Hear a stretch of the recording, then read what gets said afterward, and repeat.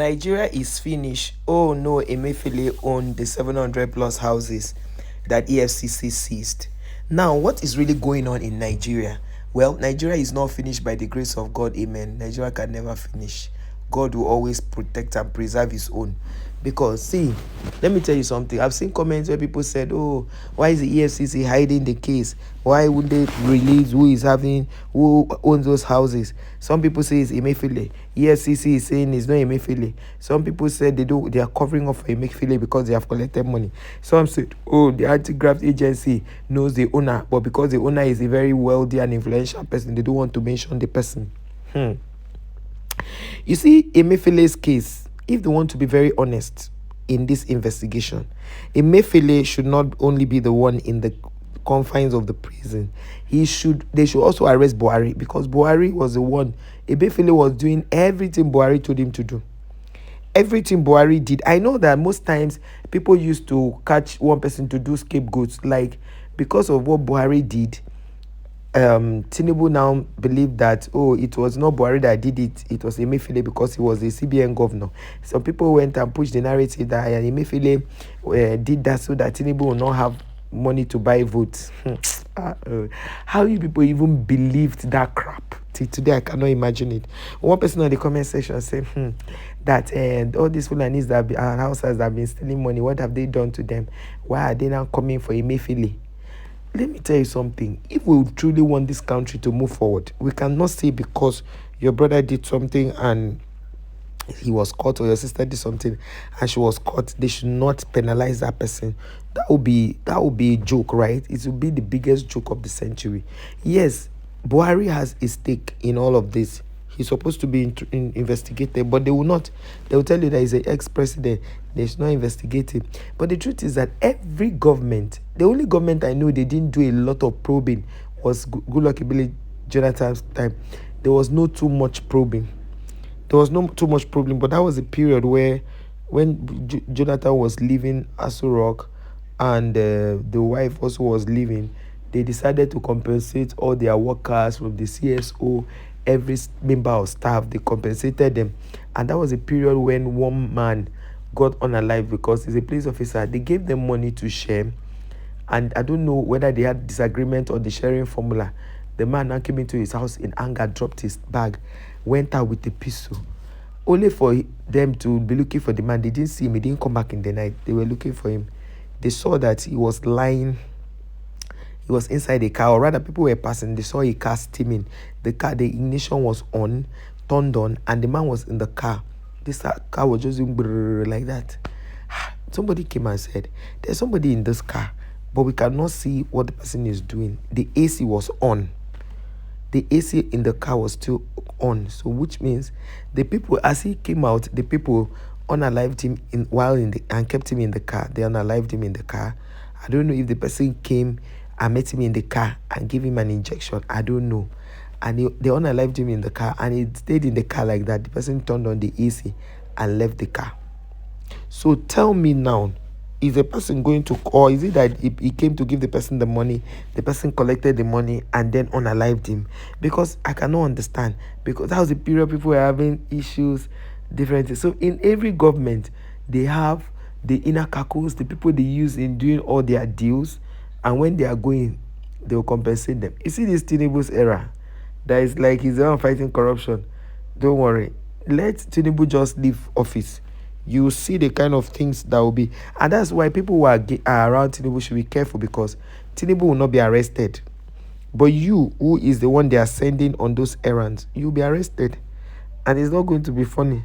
So it's better for you to know what is right for you now that it's early, and do it.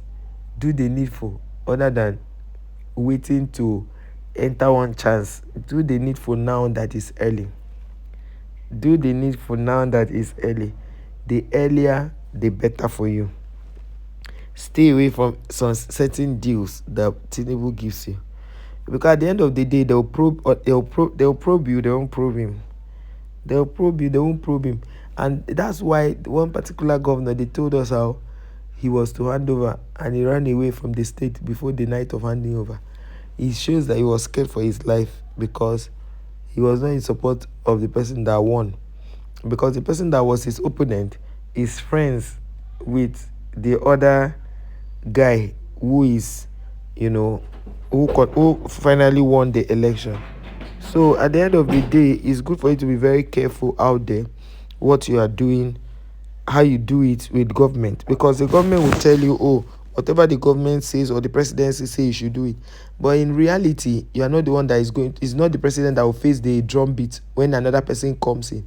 It's going to still be the people who did the job that are going to be in for it. So that's just it. Emefiele is now the one they are dragging up and down because he's currently facing trial at the Federal High Court, and they're dragging him here and there. Tomorrow, Emefiele, if they even see a van, a van lying here that is new, they'll say it's Emefiele that bought it and covered it and kept. So people have different things they're saying. Now, the EFCC hadn't come out to say if whether it's Emefiele that has it or not. They just said he's not the one, that they are not yet disclosed the owner. But most people are saying over 700 duplexes are owned by Emefiele. My own point is that what do they need all this wealth for? What do they need to amass all this wealth for? What are they using all this wealth for? Is a question I'm asking. What do they need this? As far as, to me, as far as your children can go to school, you pay fees, and you can eat, you don't need too much money. You do not need too much money. As far as you live in your own house, your children go to school and you're able to pay their fees, you don't need too much money. You don't need to begin to steal to be able to make up that particular this thing. You don't need to do that. So now Emefiele is the only one facing trial and every other person is free. I don't know how Emefiele left office. They called him for a meeting in the villa, and then he came out, and the next thing he was arrested. In fact, the way they arrested him, he did not believe. That was the same way they arrested the other EFCC boss. They called him for a meeting and he came, and the next thing he was arrested. It's only God that will save this country. Nigeria as it is, people are crying of hunger. Somebody is owning an estate of over 700 plus houses. And now they are saying it's Emefiele's own. Some people are saying it's not Emefiele's own. EFCC is trying to hide those who own the house. Okay, why not bring out the person who own the house? They say, EFCC will not show now. Money don't exchange hands. That if that house was for a poor person that doesn't have a name, like is not popular, is not in the government, they would have mentioned it immediately from the point of investigation. But right now, nobody is ready to talk about it, all because they believe that they are untouchable. But well, you will see when Tinubu leaves, you will see more rot in this government. They have a lot that is going on in government. A lot.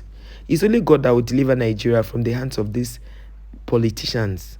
Because I feel that God has blessed Nigeria so much. No wonder they used to say nobody ever has it all. Nobody is 100% blessed. Because our comma as Nigerians is the fact that we have very unkind, very heartless political leaders. Imagine if we had leaders who are caring, who are hospitable, who are very, very kind. Do you think we'll go through this? Because apparently what's going on now is that the president, those who are around the president will tell him that, oh, president, you are doing so well. In fact, everybody is praising you outside. In fact, this tax reform you want to do, everybody is happy. And that was how they went and brought Ohanes Ndibo and brought them and said, oh, they have agreed to the reform. The Hausa people say they did not agree to any reform. He said, oh, they have agreed to the reform.